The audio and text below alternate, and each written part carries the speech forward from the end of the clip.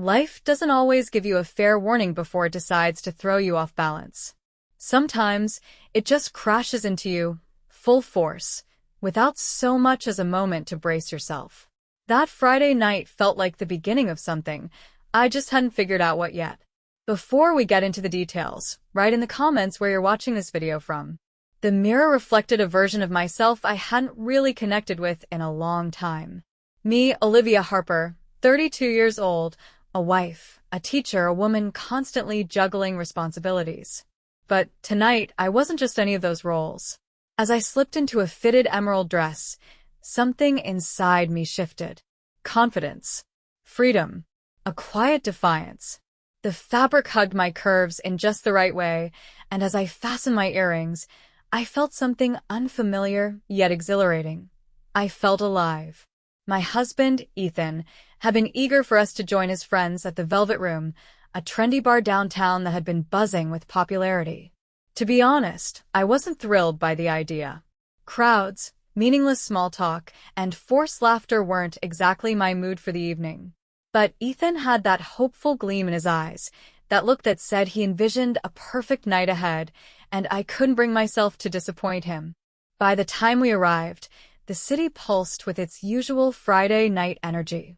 Neon lights reflected off the polished glass of towering buildings, and waves of laughter spilled out onto the sidewalk from the packed venue. Inside, the atmosphere was both intoxicating and overwhelming. Dim lighting, a bass-heavy beat vibrating through the floors, and clusters of well-dressed people leaning into each other in quiet corners. Ethan immediately spotted his group. An animated circle of co-workers and friends gathered toward the back of the room. "You all right?" Ethan asked, resting a gentle hand on my arm. I mustered a smile, shaking off my hesitation. "Yeah, I'm fine." "You go ahead. I'll grab a drink first." He gave me a reassuring nod before slipping through the crowd to join his friends. I made my way to the bar, weaving past tables and couples locked in whispered conversations. The music thrummed through my chest as I ordered a gin and tonic, savoring the brief moment of solitude. But as I turned back toward the room, a strange sensation prickled at the back of my neck, an instinct, a warning I couldn't quite place. That's when I saw him. Nathan, Ethan's best friend, stood not far away. At first, I thought he was just acknowledging me, offering a polite nod. But then his eyes lingered. Too long. Too deliberate. This wasn't just a casual glance or the look of someone recognizing a familiar face in a crowded room.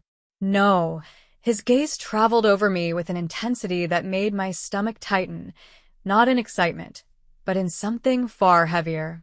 I swallowed, turning my attention back to my drink, willing myself to ignore it. But I could still feel it, his stare unrelenting, pressing into me from across the room. When I glanced up again, he was still watching. His expression unreadable, his eyes dark with something I couldn't quite name. The weight of it settled over me like an invisible touch. Ethan's laughter rang out from the other side of the room, and I latched onto it, a grounding sound in the thick haze of unease. I turned toward him, ready to escape the suffocating moment, but before I could take a step, Nathan moved, closing the distance between us. "Olivia," he said, his voice smooth, amused. "You look breathtaking tonight." It wasn't just the words, it was the way he said them. As if he knew something I didn't. As if this was some kind of private exchange that I hadn't agreed to be a part of. My pulse skipped for a brief second before I forced a polite smile. "Thanks, Nathan. How's your night going?" "Better now," he replied, a smirk playing at the edge of his lips. I froze. It wasn't the compliment itself that unsettled me. It was the way he leaned in slightly, the way his voice dipped just low enough to make it feel different.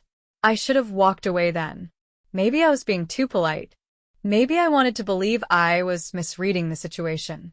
Nathan tilted his head slightly, his eyes flickering to my dress before locking onto mine again. "Ethan's lucky," he murmured. "Not every guy has someone who turns heads like that." A line had been crossed. The air between us grew thick, heavy with something unspoken but unmistakable. My fingers tightened around my glass, my breath coming just a little too sharp. "Nathan," You're a bit close, I said, my voice steadier this time, firmer. But instead of stepping back, he moved in, just enough that his breath brushed my cheek. Am I? He asked, so softly that his words barely cut through the music.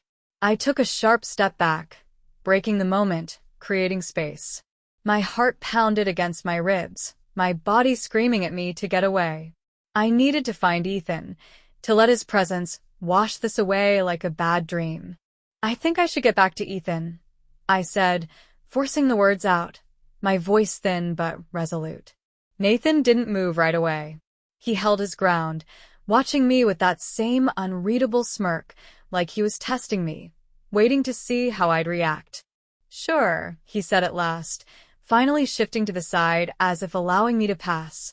I turned quickly, walking away without another word, but I could still feel it, his eyes burning into my back, heavy and unrelenting.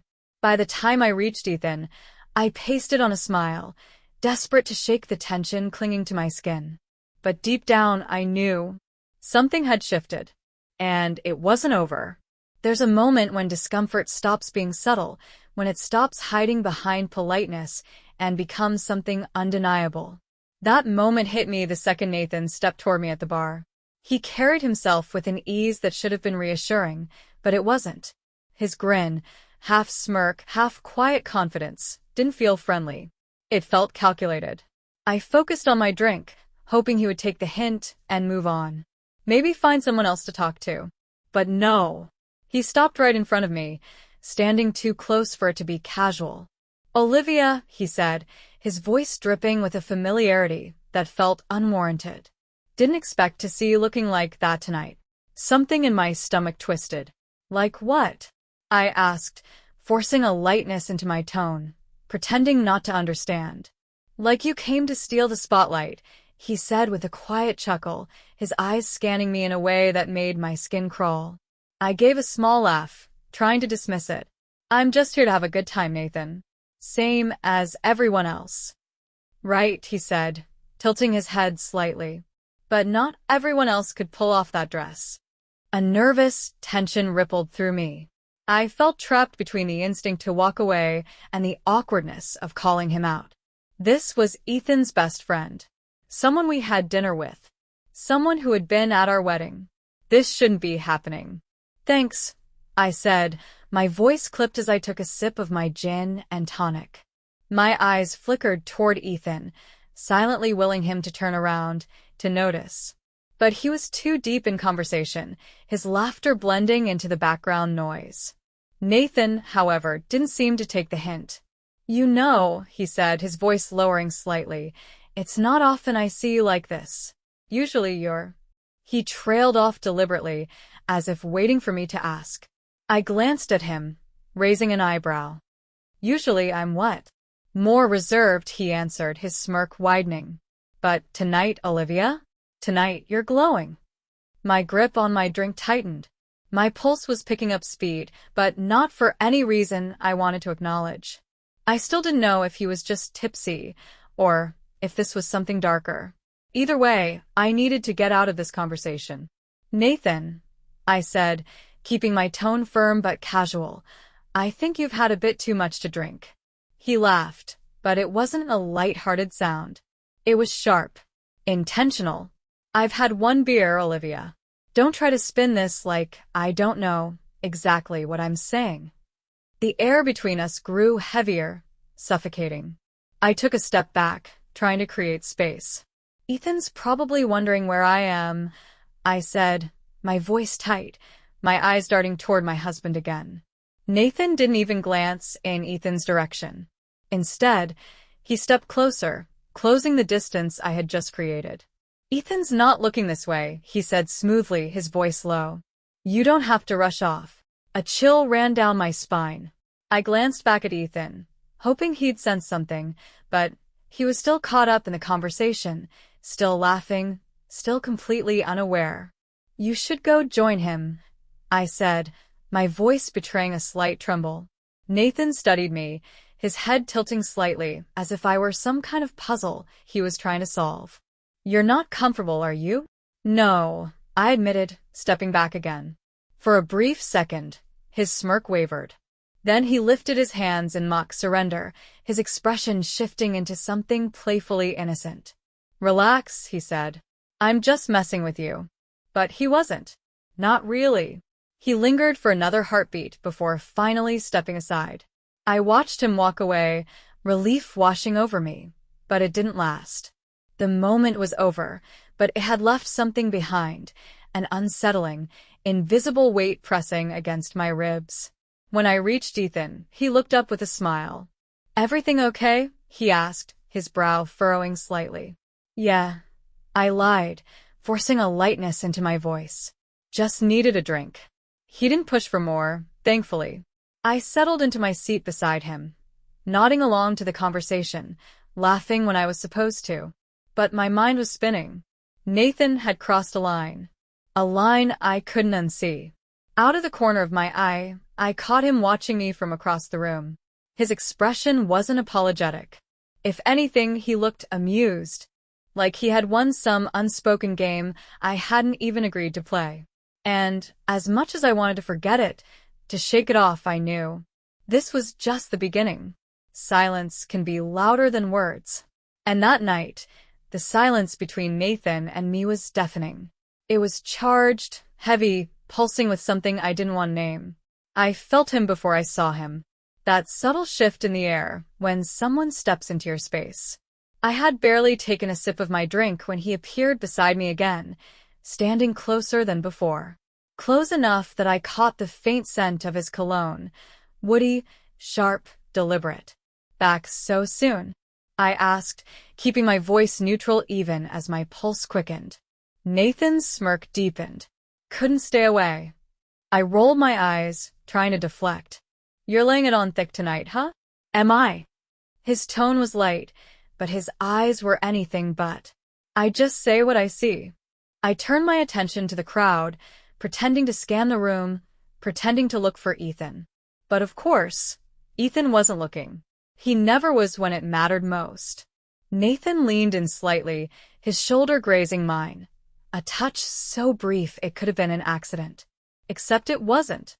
"You've got people staring," he murmured, his voice low, like a secret meant just for me. "But they don't see you the way I do." I stiffened. "Nathan, don't." He didn't back off. If anything, my reaction seemed to amuse him. He tilted his head, watching me like he was trying to figure out just how much he could push before I broke. "Relax," he said, all mock innocence. "I'm just giving you a compliment." It wasn't just a compliment. And we both knew it. I opened my mouth to shut this down for good, but then he reached out. His hand brushed against mine on the bar's edge, light, fleeting, but with intent. His fingers lingered for a fraction too long, a whisper of a touch that made my stomach twist in ways I hated. "Nathan," I said again, this time quieter, my voice barely above the music. He leaned in, just enough that I felt the warmth of his breath against my skin. "You sure Ethan doesn't mind you wearing that dress?" I froze. It wasn't the words themselves. It was the way he said them, like they were a dare. "What's that supposed to mean?" I asked, my voice sharper than I intended. Nathan shrugged, smirk intact. "Nothing. Just you know how protective he is." "That's enough," I said, and even though my voice was firm, my hands were trembling. Nathan didn't move. Instead, his smirk faded into something more knowing, more dangerous. He lowered his voice to a near whisper. "You can't tell me you didn't notice how every guy in here looks at you. Or maybe," he paused, holding my gaze, "maybe you like it." My stomach turned. My breath hitched. I wanted to shove him away, to cause a scene if I had to, but I couldn't move. "I'm done with this conversation," I said finally, my voice cold and unfamiliar even to my own ears. Nathan chuckled, a sound so soft yet so infuriating that it made my skin prickle. "Sure," he said, stepping aside just enough to let me pass. "But you know I'm right." I didn't look at him. I couldn't. I pushed past him, gripping my glass so tightly my knuckles went white. I needed to find Ethan. I needed normalcy. I needed something, anything to erase the weight of what had just happened. But even as I reached my husband, even as I let him pull me into his side, laughing at something someone else said, I couldn't shake it. Nathan had gotten too close. And worse, I had the sickening feeling that he wasn't finished yet. You'd think that after a moment like that, after the tension, the unspoken challenge, the line that had been undeniably crossed, Nathan would back off. That he'd take the hint, let it go, move on. But people like him never do. They thrive on boundaries, on testing them, on seeing how far they can push before you snap. And that night, Nathan wasn't finished. Ethan had gone to the bar to grab another round, leaving me momentarily alone at the table. I told myself it was fine. Nathan had finally stepped away. He had gotten his fun, his moment of making me squirm. He wouldn't push again. I was wrong. I saw him before he spoke, moving through the crowd with that same effortless confidence, his smirk already in place. My stomach nodded instantly. Olivia, he said, sliding into the empty seat beside me, his tone casual, his presence anything but. Still enjoying yourself? I exhaled sharply. Nathan, this isn't the time. He ignored that, leaning just slightly closer. Relax. I just came to talk. About what? I asked, crossing my arms in an attempt to create some kind of barrier between us. He tilted his head as if considering his answer. About how predictable nights like these can be. Same places, same people, same conversations. Don't you ever get tired of it? I stiffened. What's that supposed to mean? Come on, Olivia, he murmured, lowering his voice to something more private. The routine. The expectations. Doesn't it ever feel suffocating? A slow, creeping unease spread through me. I don't know what you're getting at, I said, though I did. He chuckled, a quiet, knowing sound. I think you do. I turned away, glancing toward the bar where Ethan was still waiting for our drinks. Too far. Nathan took the opportunity to move even closer. His arm rested along the back of my chair, not quite touching me, but near enough that I felt it. What if we made tonight a little more interesting? My stomach turned. Interesting. My voice came out quieter than I wanted. You and me. His voice was smooth, practiced.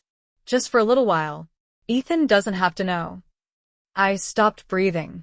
The sheer audacity of his words left me frozen, my mind racing to comprehend what he had just said. He couldn't be serious. You're out of your mind, I said, my voice shaking with anger, with disbelief. Am I? He countered, watching me carefully, as if gauging my reaction. Or am I just saying what we're both thinking? I stared at him, horrified. We're not both thinking it, I snapped. Not even close. Nathan shrugged, his smirk unwavering. You're tense, Olivia. You need to loosen up. One night. That's all I'm saying. His hand moved. This time, he placed it lightly on my waist. Not a mistake. Not an accident. A deliberate, blatant violation of the space between us. Get your hand off me, I hissed, my voice low but furious. For a moment, he didn't move. He held the contact, waiting, watching, pushing just a little further, until he saw it, the flicker of fear, of hesitation. Then, and only then, he leaned back, raising his hands in mock surrender. All right, he said with a smirk. No need to make a scene. A scene. That's what he was worried about. Not what he had done, not the way he had disrespected me, or Ethan, but whether or not I'd make a fuss about it. I stood abruptly, my chair scraping against the floor. My heart pounded, my breaths coming in sharp, uneven bursts. Olivia, Nathan called after me as I walked away. His voice was light, amused. Don't be mad. I was just teasing. Teasing. The word made my skin crawl. I didn't stop. I didn't look back. I pushed through the crowd until I reached Ethan at the bar. Hey, he said, smiling when he saw me. Everything okay? Fine, Ilid, forcing a tight smile. Just needed to stretch my legs. He handed me a drink, completely unaware of the storm inside me. I wanted to tell him. I wanted to grab his arm, pull him close, and force him to see what was happening right under his nose. But I couldn't. Not here. Not now. Across the room, Nathan stood near the table, his drink in hand. He wasn't looking at me. Not directly, but I felt him there, like a shadow that refused to fade. This wasn't over. It was never over. By the time we left the velvet room, I felt like I had been holding my breath for hours. The cool night air should have been a relief, but the weight on my chest didn't lift. My skin still prickled where Nathan had stood too close, where his words had wrapped around me like a vice. I clung to Ethan's hand, forcing myself to match his light-hearted energy, but my mind was miles away. Nathan had tested the limits, pushed just far enough to make it clear that this wasn't a misunderstanding. He wasn't drunk. He wasn't just being playful. He knew exactly what he was doing, and the worst part was, I hadn't stopped him soon enough. At home, I kept moving, pretending there were things to do. I straightened the already neat cushions, wiped down the kitchen counter twice, let the sound of running water fill the silence. Sitting down meant thinking. Thinking meant feeling. And I wasn't ready for that yet. When my phone buzzed, I already knew who it was. I didn't want to look. I told myself to ignore it. But my hands moved on their own, unlocking the screen, confirming what I already knew. You can't pretend nothing happened. The audacity made my stomach twist. Nothing had happened. Not in the way he wanted to frame it. But his words carried an unspoken challenge, a certainty that made my skin crawl. He was daring me to acknowledge it, to let it fester, to let it become something bigger than it was. I turned off my phone and shoved it into my pocket, but it didn't change anything. The words were already in my head, looping like a whisper I couldn't shut out. Ethan was stretched out on the couch, relaxed, scrolling through his phone like any other night. Normal. Safe. He had no idea. I wanted to sink into that comfort, let his presence ground me, but I couldn't. Nathan's voice still clung to me. His smirk burned into my memory. I climbed into bed later than usual, hoping exhaustion would override my thoughts, but sleep didn't come. I stared at the ceiling, my body tense, my mind replaying every moment. The look in Nathan's eyes. The way he had leaned in too close, his breath warm against my skin. The way he had spoken, not as if he was making a suggestion, but as if he had already decided something for me. Even with the bedroom door shut, with Ethan breathing steadily beside me, I felt exposed. Like Nathan's presence hadn't stayed behind at the bar, like his words had followed me home and settled in the darkness. I closed my eyes and tried to push it away. But deep down I knew. This wasn't over. Morning came, but the unease didn't fade. It clung to me, heavy and unwelcome, making my skin feel too tight. Ethan was still asleep beside me, his breathing steady, undisturbed. I envied that, his ability to exist in a world untouched by what had happened. Slipping out of bed, I moved quietly through the house, needing space, needing air. The kitchen was still dim in the early light, the silence pressing in around me. I wrapped my fingers around a coffee mug, hoping the warmth would chase away the cold that had settled in my bones. Then my phone vibrated. I knew before I even looked. Nathan. I could ignore it. I should ignore it. But my hand was already reaching for the phone, my pulse hammering in my ears. You're thinking about it. I know you are. A slow, twisting anger curled inside me. He was playing a game, confident, patient. He wasn't expecting me to answer, just waiting for the silence to do its work. I deleted the message, blocked his number. But it didn't feel like enough. By the time Ethan woke up, I had already convinced myself I could shake this off. I moved through the day on autopilot, forcing normalcy. I smiled when I was supposed to, responded at the right moments. But inside, my thoughts churned. That evening, Ethan suggested another night out, a casual get-together with friends. My stomach clenched at the idea, but saying no would mean explaining why. And I wasn't ready for that. So I agreed. The moment we walked into the bar, I felt him. Nathan was already there, leaning against the counter, his posture easy, his expression unreadable.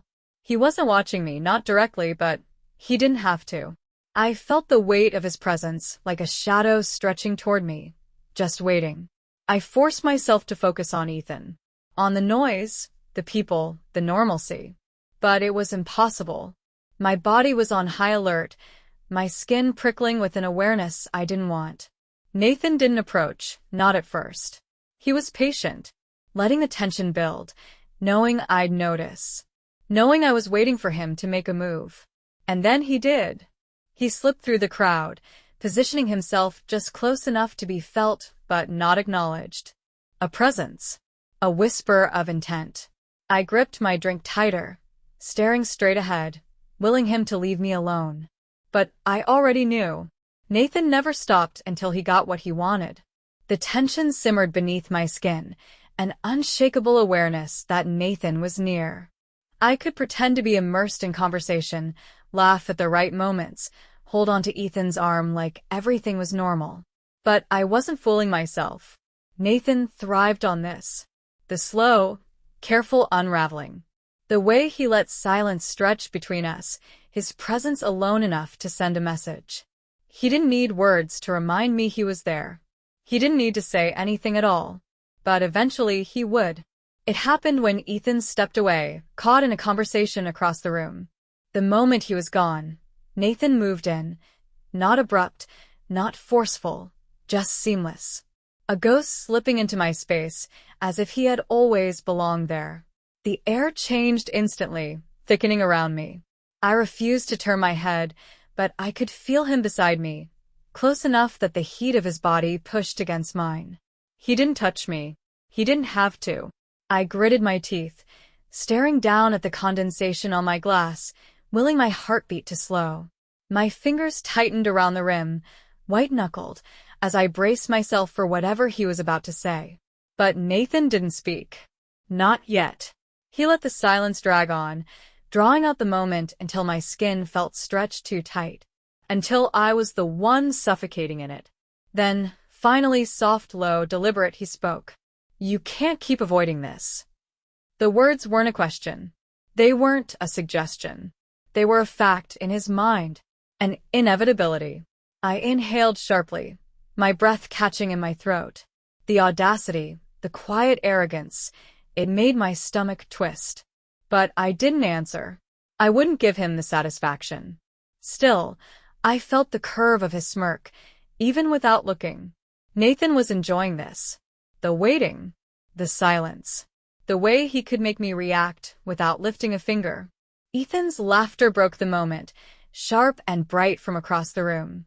I latched onto it like a lifeline, forcing myself to move, to step away, to break whatever invisible hold Nathan thought he had over me. I walked straight to Ethan's side, slipping my hand into his like a tether. Nathan didn't follow. But I knew this wasn't over. It never was. The night ended, but the unease didn't. It followed me home, curling around me like smoke, sinking into my skin. Even as I lay in bed beside Ethan, the sheets cool and familiar, my mind wouldn't quiet. Every time I closed my eyes, I felt Nathan's presence lingering like a whisper at the back of my mind. He wasn't done. I knew it with the same certainty that I knew I couldn't keep this from Ethan forever. The weight of it was becoming unbearable, pressing down on me in every unspoken moment, in every forced smile, in every time I recoiled without meaning to. Ethan noticed. He didn't say anything at first, but I caught the way he watched me. The subtle crease in his brow when I pulled away too quickly. The hesitation before he touched me, as if waiting to see if I would flinch. I hated that Nathan had seeped into this part of my life too. That he had managed to wedge himself between me and the one person I trusted most. Days passed in a blur of forced normalcy. I moved through my routines like a ghost, going to work, making dinner, laughing when I was supposed to. But inside, I was unraveling. Then one evening, Ethan came home late. I was curled up on the couch, pretending to watch TV when I heard the door close behind him. He dropped his keys onto the counter, but he didn't move toward me. Instead, he just stood there, watching. The silence stretched, heavy and expectant. I didn't turn to meet his gaze. I didn't want him to see the cracks. Because I knew if he looked closely enough, he'd realize something was broken. The silence between us wasn't accidental anymore. It had a shape, a weight, something thick and immovable that settled into every interaction. Ethan didn't push for answers, but I could feel the questions just beneath the surface, lingering in every glance, every moment when I pulled away too quickly. He was waiting, hoping I would let him in, but I couldn't. I had spent weeks pretending everything was fine, convincing myself that if I ignored it long enough, it would disappear. That if I just kept moving, if I stayed busy, if I smiled at the right times, it would eventually fade into nothing. But the truth was, it wasn't fading. It was growing, spreading into every part of my life, every thought, every quiet moment that left me alone with my own mind. Nathan had ensured that. He never texted again after I blocked his number, never cornered me in a way that would force a confrontation. He didn't need to. He had done enough damage already, left enough of a mark that I felt him everywhere, even when he wasn't there. I saw him in the shadows of a crowded room, in the flicker of a smirk from a stranger, in the way my own body tensed whenever someone stepped too close. He had gotten into my head, and I hated him for it. But more than that, I hated myself. For letting it go this far. For not stopping it sooner. For every second of hesitation. For every moment where I could have shut him down more forcefully, but didn't. And worst of all, for the way I had let it infect my marriage. Ethan felt it, even if he didn't understand it. The growing space between us, the way my touches had become careful, measured, distant. I could see the way it hurt him, the confusion in his eyes when I pulled away from a kiss too quickly or turned my back in bed, pretending to be asleep. But what was I supposed to do? Tell him everything? Rip apart our life with the truth? That night, as I washed dishes after dinner, I felt his presence behind me. He didn't speak at first, just leaned against the counter, watching. I scrubbed at a plate, harder than necessary, hoping he would let the moment pass. But he didn't. I knew what he was thinking. That I had been distant. That something was wrong. That I wasn't the same. And I wasn't. The words were on the tip of my tongue. I miss you too. I'm still here. But I swallowed them down. Because they weren't true. The person Ethan missed was gone, and I didn't know how to bring her back. That night, lying in bed beside him, I stared at the ceiling long after he had fallen asleep. The weight of everything pressed down on me, suffocating in the darkness. I wanted to reach for him, to let his warmth remind me of who I was before all of this. To pretend, just for a moment, that things were the way they used to be. But I couldn't. Because as much as I wanted to believe that Nathan was out of my life, I knew better. He wasn't done. And neither was I. The weight of my silence was unbearable. It wrapped around me like chains, heavy and unrelenting, pulling me deeper into a place I didn't recognize. I wasn't myself anymore. I hadn't been for weeks. Every time I looked in the mirror, I saw someone changed, someone hollowed out by a secret too toxic to keep but too dangerous to tell. Nathan had taken something from me. Not in the way he wanted, not physically, but in a way that felt just as real. He had stolen my peace, my certainty, my ability to feel safe in my own skin. And the worst part? I had let him. By not stopping him sooner. By not telling Ethan the truth.